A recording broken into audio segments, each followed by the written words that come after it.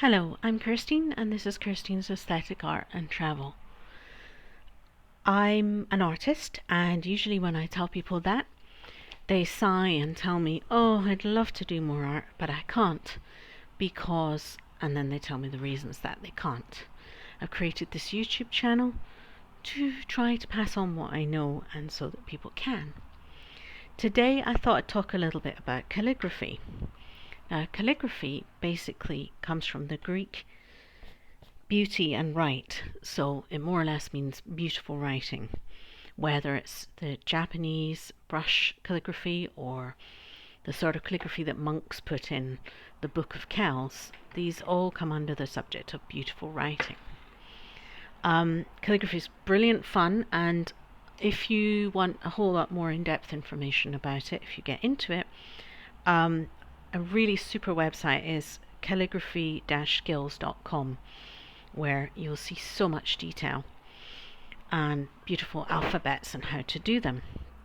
Now, you can do calligraphy with a calligraphy pen, a nib, an ink pen, or a felt pen with a flat end, but I quite like doing calligraphy with paint. This is acrylic ink, so it's already been mixed up to quite a runny. I'm just adding a tiny bit of water to make it more runny. And I also have a flat brush, which gives me my calligraphy shape. Now, the acrylic ink from De La Rowley, I find it's very good because it's nice and runny already to work with. However, you do have to shake it for about a month before you use it. Maybe not quite a month. Okay, so calligraphy. I'm just going to show you how to hold the brush. Now, to make the calligraphy effect, what you're going for is keeping the brush at the same angle the whole way through.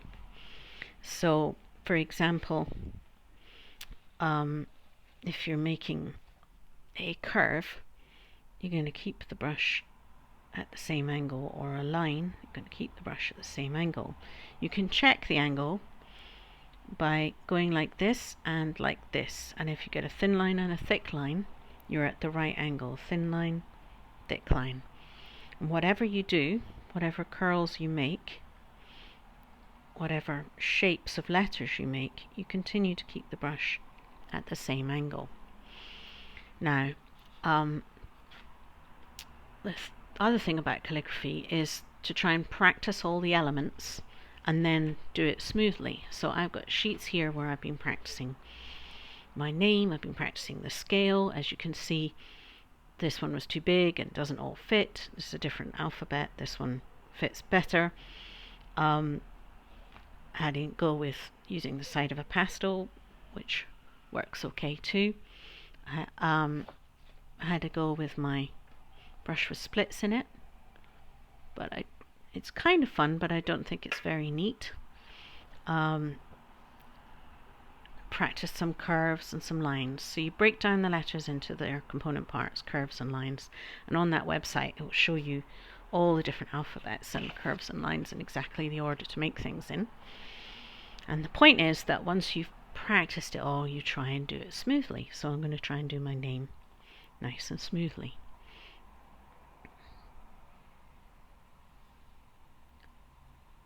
This is round hand. It's just smooth round letters. I'm going to do a couple of styles. So it's a case of start, and then once you've started, keep going. Try to have your rhythm intact all the way through. If your spacing gets messed up or something else, you got to start again. It's a very good idea to write down what you're writing on another piece of paper, even if it's something you can easily spell, because there tends to be a thing where you're going, I'm doing an E, I'm doing an E, I'm carefully doing an E, I'm doing an E, I'm doing an E, I'm doing an E, I'm doing an E. What am I writing? So even something that you can spell very well, it's good to have it in front of you written down on a scrap of paper. There we go. I've just taken the end of that N below the line a bit there because it's fun and it balances the bigger K. So that gives you my name in round hand done with a brush. Now let's have a go at a more Gothic alphabet. So something like the monks in the Book of Kells kind of style.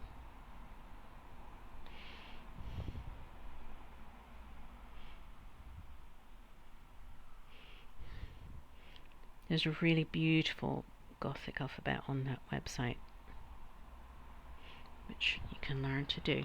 And the main point is you learn the parts and then practice each little part, each little line and curve. Gothic alphabet tends to turn out looking a lot like little fence posts.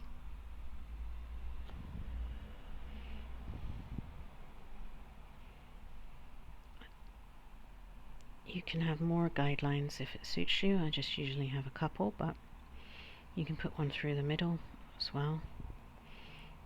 A lot of people do it on squared paper, or practice on squared paper. There we go. That one hasn't quite so smooth. You can see there's a bit of a break between the E, probably because I talk too much. So those are two different styles of calligraphy. Obviously you can spray paint calligraphy, you can use different materials. I'm going to have just a little go with this pastel here. This is an Inktense pastel. They're created by Derwent. Derwent Inktense blocks, and they do pencils as well. And the thing is, instead of being chalk or powder, it's solid ink, and you can just put a brush on it and use it to paint with, but you can also use it as a pastel. So let's have a go at a letter with, because it has a sharp edge, I can still make this effect where I'm doing my calligraphy style. And because they're water soluble, it's also possible to make part of it into, part of it's pastely and part of it's crisp. This K is a little bit wibbly, so as I say, I would just need to start that again and get it right the next time, but you get the idea of having an effect where the letter has, it's a little cramped as well, but you get the idea where the letter has a different style on it. Good, alright. So that's calligraphy. I think I'll have a go at the word calligraphy as well, just because people tell me it's really fun to watch someone do it. So I've got my paint, make sure it's runny enough that it's smooth and isn't drying out on me partway through. Make sure my brush is nicely loaded. And I'm left-handed, so I work with the page on an angle so that I don't drag my hand through the bit I've written already, causing it to be smudged. And I've written down the word on a piece of paper, because halfway through I'll be so busy thinking about the shape of the L that I'll forget how to spell it. So here we go, calligraphy.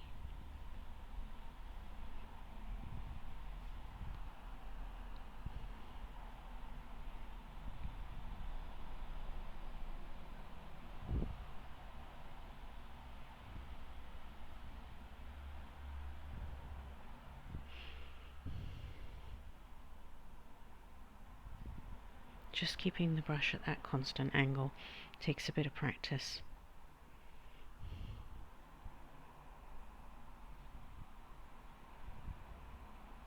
There's no word below it, so there's plenty of room to have fun with the G.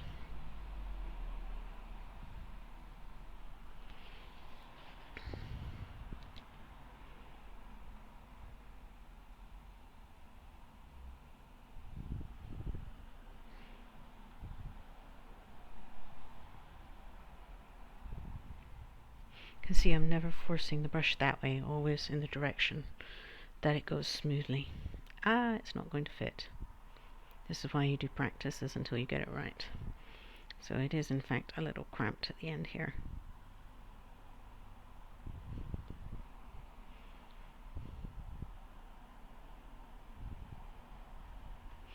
Okay,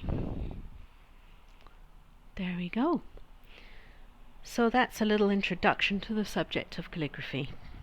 Thank you very much. Bye bye.